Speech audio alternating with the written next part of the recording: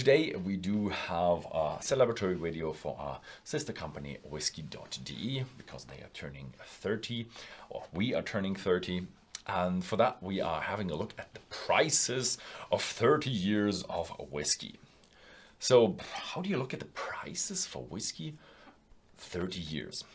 Actually, I have to put a bit of a circle around it. It's not a scientific look at it. It's an amateur look at it from a tradesman.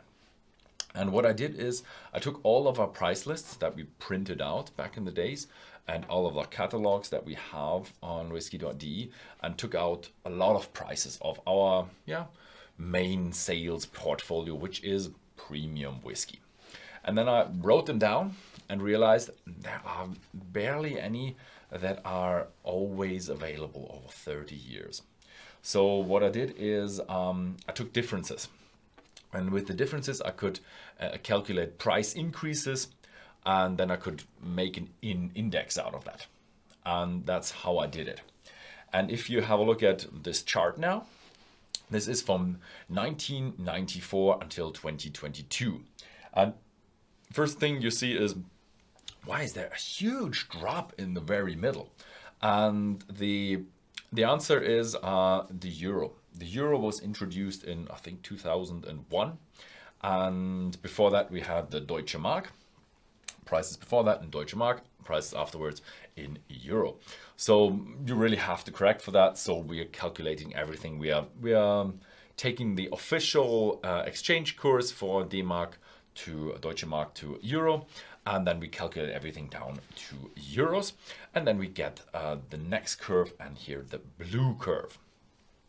The red curve is the official of inflation that we do have in Germany.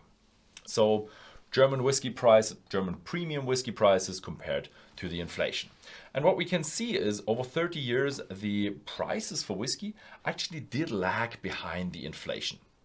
And now with the current situation, we do have a increase in inflation over the last years. You can see that the red curve is steepening a bit at the end, but also the whiskey prices are increasing quite a lot.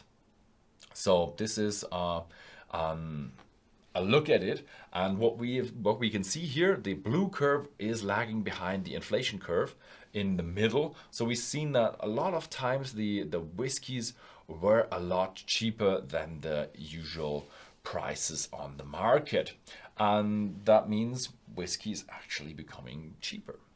But in the end, we see the blue curves catches up to the inflation, so there is no cheating there. Whiskey will also become more expensive as everything becomes more expensive. What is really interesting is I've picked out the ones that are all available, and then I had a look at which ones had the most significant price increase. And this is really unfair because there's so few in there. So it really, I'll show you with the examples. The one that was not unfair is really becoming really expensive is the Macallan Sherry Cask 12 years old. And that has a price increase of about 167 euros, which is around $170 as well, which is a price increase of about 592%. And that, 6 times more expensive than it used to be in 1994, which is huge. Then the next one, we have unexpected, the Glenfarclas 21. Price increase of about 90 euros, also $90 around there. And that is a price increase that is just doubling. It's nearly doubling. And the next one is then, which one is a bit unfair, is the Glenfarclas 25, also increased about 85 euros, also $85 or $80 now. And that is about 142%, which if we have a look at the average price increase of all the whiskies, then you can already see the Glenfarclas 25 is actually lagging behind. So that would not be the highest price increase. The other whiskies I just can't really calculate because I don't have a certain end and a certain start, unfortunately. Which is then also very interesting is that when I did my calculation, I realized that some whiskeys actually got cheaper. And not just cheaper in terms of nominated at inflation, but really cheaper. With the Bushmills 10 years, but calculated with Deutsche Mark in euros, became actually 4 euros and 40 cheaper. That is a minus of about 14-15%. So 15% cheaper Bushmills 10 years old. That is a bit strange. Then we have the Glenmorangie 12 years, which is just 3 euros cheaper, minus 10%. And in the end, the Ben Riach, which is 180 euros cheaper, which is about 5%. Still very interesting that some whiskeys just kept their price or even reduced their price.